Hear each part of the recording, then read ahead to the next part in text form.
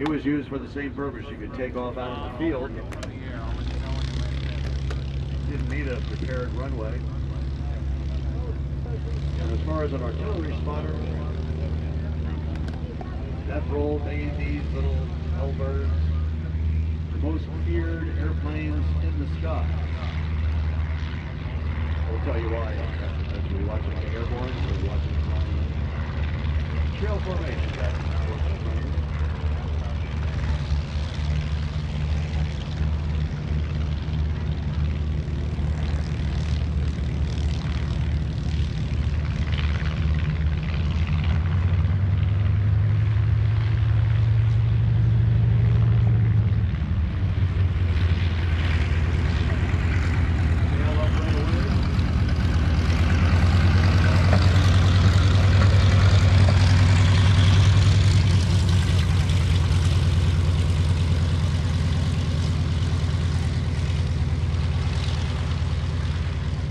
Think about their role as an artillery spotter. Flying very low and quietly through the sky, they would want to observe where the forward edge of the battle was located, where the ground forces were assembled, and occasionally one of the ground forces would take a shot at these fabric-covered airplanes, which really didn't do a whole lot of damage, except it exposed the position of the person who was foolish enough to shoot at an artillery spotting L-bird. Because if you're on the ground and you can see the L-bird, he can see you, especially if you just took a shot at him. Because who's he talking to with his radio? He's talking to the heavy artillery back in the lines. And as soon as you saw that L-bird, you can bet that within a few minutes, artillery shells are going to be raining down on you, and it's going to make your day seem a lot longer. Actually, a lot shorter. Those are quotes that came from German prisoners of war, Japanese prisoners of war. The L-birds were the ones they flew.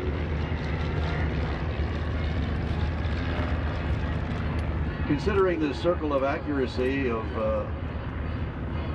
high-speed fighters and bombers coming in, dropping bombs, if they could get within a quarter mile or a half mile of the target, that was pretty good. But the heavy artillery that would come raining in as a result of the speed guys.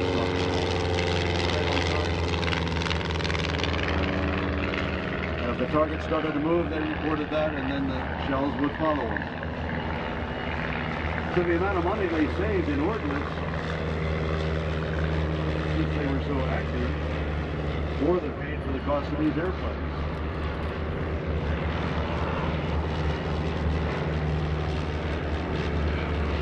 Little Cub was typically fly 3 times a day, spent an hour over the target every time they went up, to deliver 100 tons of high explosives every hour within 50 yards of the target.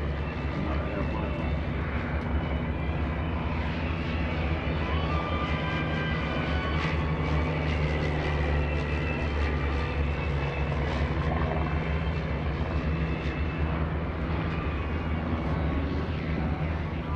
Many of the L-birds were not armed with any mounted guns or anything.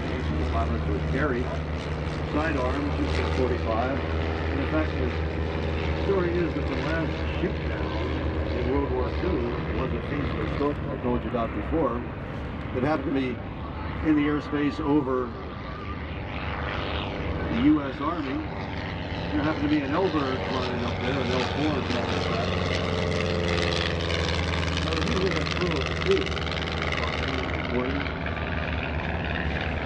And both pilots on board the L4 were armed with their 45, so they went after the stork and opened fire with their pistols. Actually shot down their second pilot in the stork, hit him in the foot, which forced the airplane onto the ground so they could deal with this shot up pilot. And where they crashed the stork, they landed the L4 right alongside of them out in the field, and they actually still had some ammunition left, so they took the 2 German prisoners. And it was just about the time that VE Day took place. last war in Europe, last combat ship, involved with these little grasshoppers. That's the L4 that's going by right now.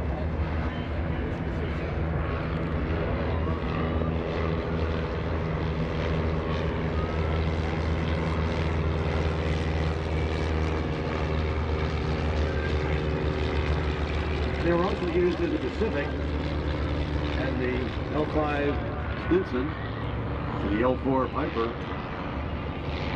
These two aircraft in particular that were used in the Pacific.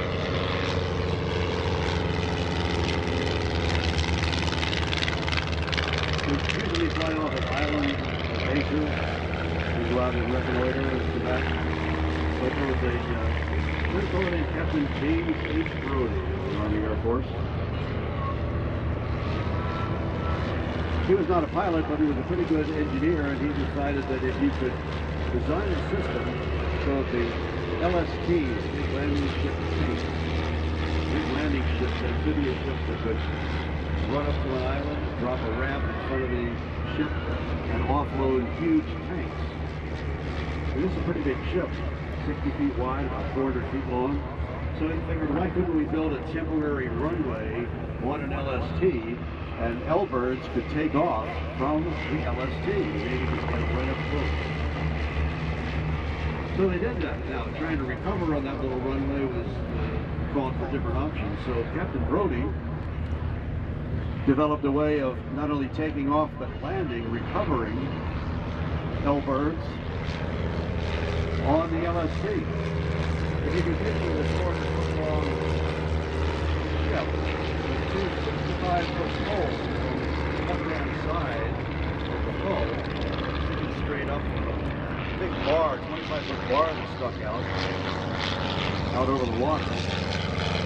Connecting those two bars with a big long line, a big long hose on it, 3/4 feet long, and hanging from that was a big harness.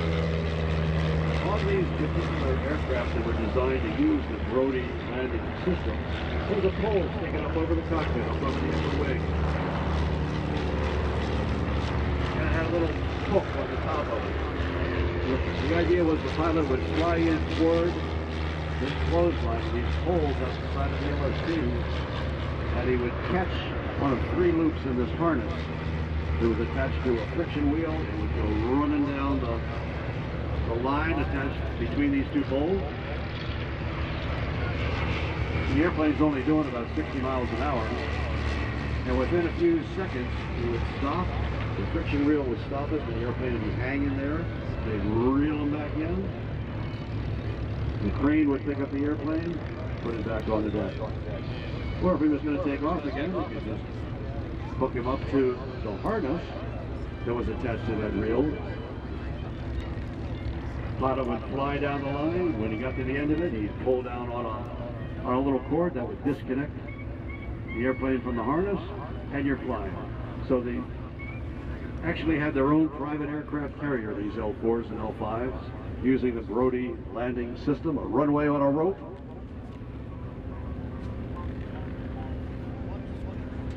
There was a commander of the 77th Infantry Division, kind of summed it all up, talking about L-birds. Said the secret weapons of the South Pacific War were the Brody-equipped Piper Cub L4 and the Bulldozer. While the former could serve not only as a reconnaissance plane, directed artillery fire, but could be launched from a landing ship tank.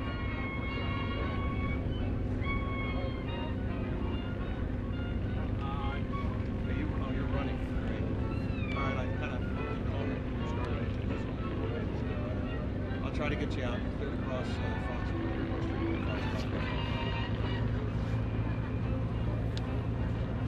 Yeah, I just need to work at it.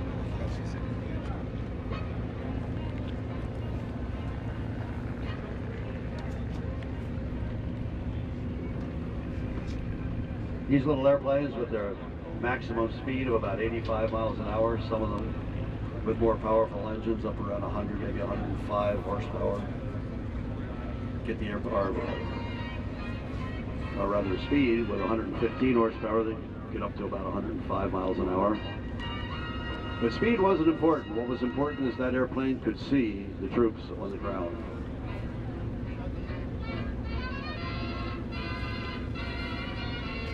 We're landing on a runway 36, which is a runway that's directly due north. The wind is starting to favor that runway. They usually ask us at air shows why the runways are numbered. Why don't they have names for them? Well, it's a convention that's used at airports all over the world. If you put a 0 on the end of that number, 360, that would be the magnetic compass heading of that runway. So a pilot cleared to land on runway 36, when he rolls out on final approach, going to be seeing an N at the top of his compass for north. Oh, come on.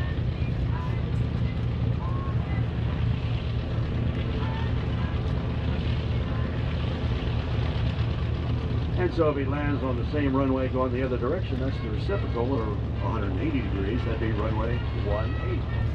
The big long runway out in front of you, left to right, right to left, is runway 31, or 13. 310 degrees, 130 degrees. Our L-birds are landing, and they're going to be taxiing clear of the runway.